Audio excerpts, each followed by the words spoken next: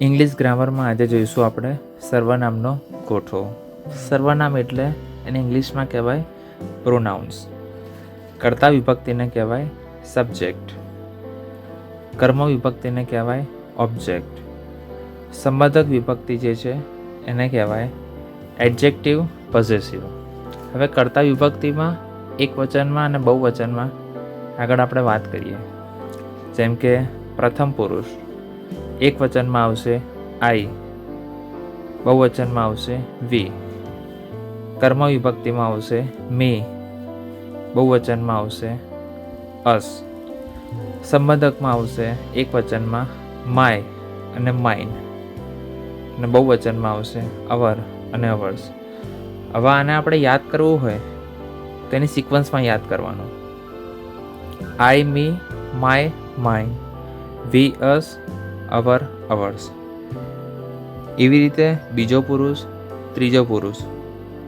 ત્રીજા પુરુષમાં 3 પાર્ટ આપ્યા છે: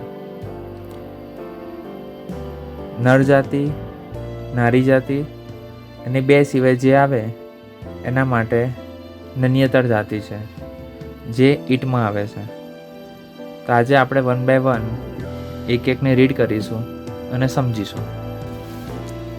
આઈ એટલે હું, વી એટલે અમે, મી એટલે મને, અસ એટલે અમને, માય એટલે મારું, માઇન એટલે મારું, અવર એટલે અમારું, અવર્સ એટલે અમારું.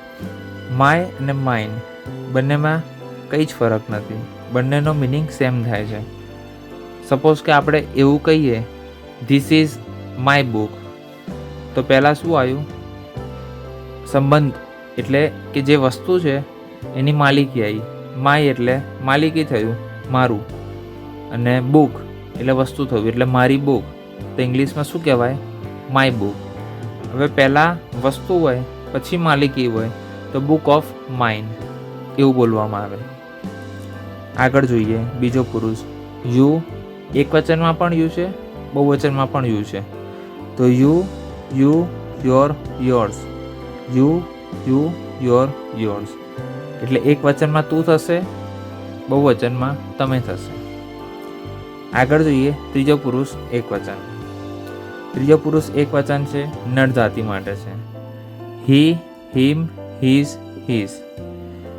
પછી નર જાતિ છે હતું, એના પછી આવશે નારી જાતિ. શી, હર, હર, હર્ષ. પછી એ 2 સિવાયની જે જાતિ છે એની વાત કરીએ આપણે. It, it, its, its. He, she, it એ ત્રણેયના બહુવચનમાં ધે કોમન આવે છે. હી, શી, ઇટ એ ત્રણેયના બહુવચનમાં ત્રીજા પુરુષમાં ધે કોમન છે.